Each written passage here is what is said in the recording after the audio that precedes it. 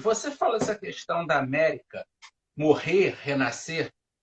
É interessante que o Kirk conheceu pessoalmente o presidente Lyndon Johnson e ele chamava o Lyndon Johnson de American Caesar. Ele via o programa Great Society do Lyndon Johnson como um New Deal 3.0, que o New Deal 2.0 para ele seria o programa do Truman, o Fair Deal.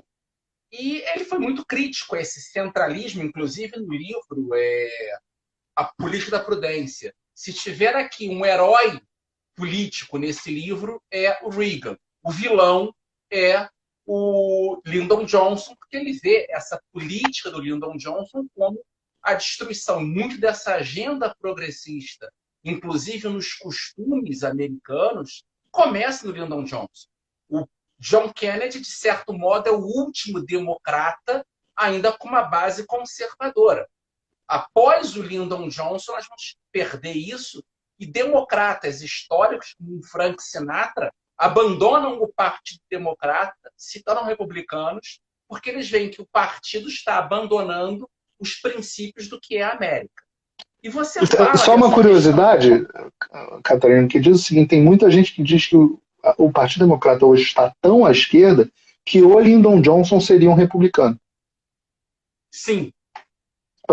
Para ver o nível do quanto para a esquerda o Partido Democrata foi. Eu queria que você falasse um pouco da importância desse reavivamento conservador, desde o pós-guerra até a vitória do Reagan, bem como do modo como você acha que tal fenômeno pode servir ainda em nossos dias como um modelo do Brasil. Essa é uma pergunta bem difícil. Engraçado, né, que se você perguntar ao Ronald Reagan, ele se definia como um libertário. Né? Impressionante. Ele tem, por diversas vezes, ele se define como um libertário, como o movimento libertário foi deturpado, né, desde as bases do Hayek para o que hoje virou esse movimento aí que o pessoal gosta de brincar de chamar de libertino e não de libertário. E é difícil você analisar os americanos. Se você fosse me colocar, por exemplo, na década de 70, eu não sei se eu seria um conservador americano.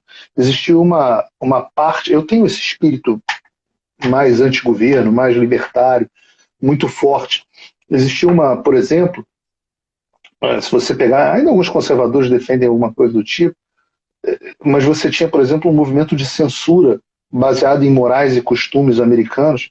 Quando os conservadores eram a ortodoxia aqui nos Estados Unidos, você tinha um movimento de censura grande, palavras que não podia falar na televisão, coisas que não podiam ser ditas, ataques que não poderiam ser feitos, que esse debate já existia na época, e por isso que você tinha os chamados liberals, eram pessoas que defendiam, de certa forma, naquela época, assim, a liberdade, defendendo que não, você poderia falar o que você quisesse, óbvio que você tem questão da classificação para as crianças, mais para você não falar em coisas de...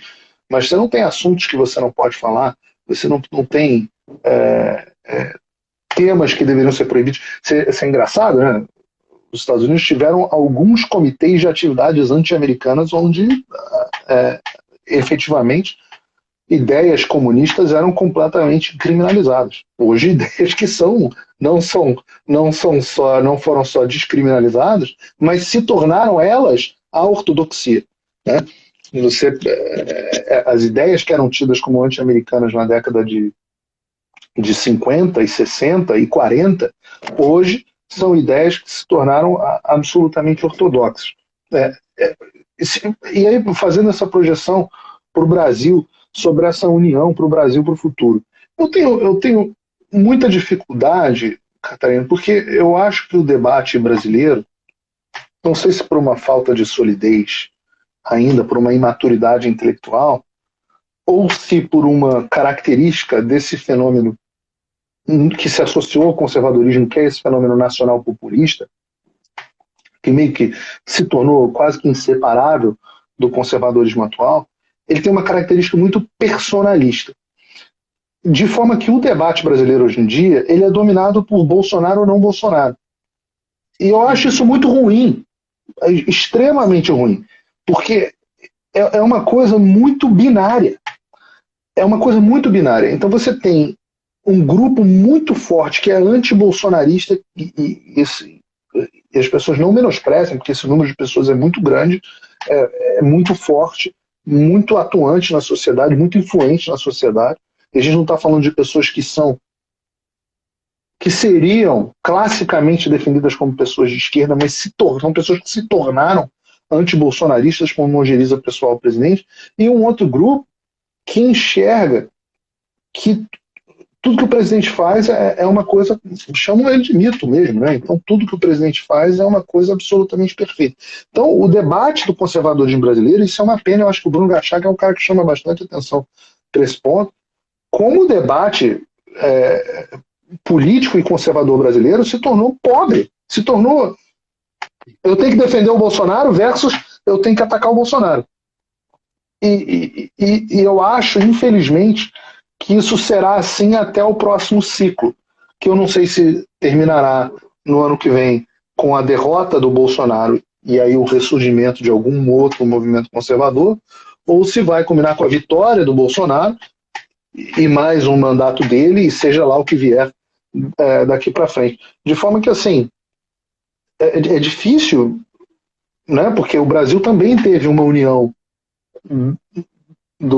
dos liberais, vamos chamar aqui para englobar mais gente do que os libertários, também teve uma união dos liberais com os conservadores de costume, com um pessoal que é um divórcio que para mim era inevitável que está acontecendo agora, se tornando muito claro, que era o pessoal que, na verdade, eles só eram mesmo lavajatistas, porque é um movimento quase que revolucionário. Eles queriam botar a cabeça dos políticos em spikes, né? Eles queriam empalar os políticos se pudessem, e um movimento muito mais de vingança, e um sentimento legítimo de vontade de vingança, né? Embora o ato da vingança pertença a Deus, o desejo de vingança ele é natural dos homens. Então, um desejo muito legítimo da população, de revolta com os políticos corruptos. Então, essa união foi o que levou à vitória do Bolsonaro. Hoje eu já acho que a discussão é bolsonaristas versus antibolsonaristas, e um debate intelectual muito pobre, do qual eu tento me colocar fora. As pessoas ficam dizendo, Paulo, você é um bolsonarista. Eu falo, não, eu sou uma pessoa que não enxerga um demônio no presidente Bolsonaro, enxerga nele um homem bem intencionado, com as suas limitações, que erra bastante, mas também tenta acertar bastante. Muitas vezes não consegue acertar mais por incapacidade dele ou do seu time, muitas vezes não consegue acertar mais pelas condições políticas do Brasil, mas que, sem dúvida nenhuma, como, se você quiser me colocar aí dentro da roupagem conservador, não tem outro nome que chegue perto de promover as ideias que mais alinhadas com a minha do que o presidente Bolsonaro. Eu adoraria que existissem outros nomes melhores do que o dele, mas não tem, é o dele. Então é por isso que as pessoas às vezes têm a impressão de que eu estou defendendo o Bolsonaro, que eu sou um bolsonarista.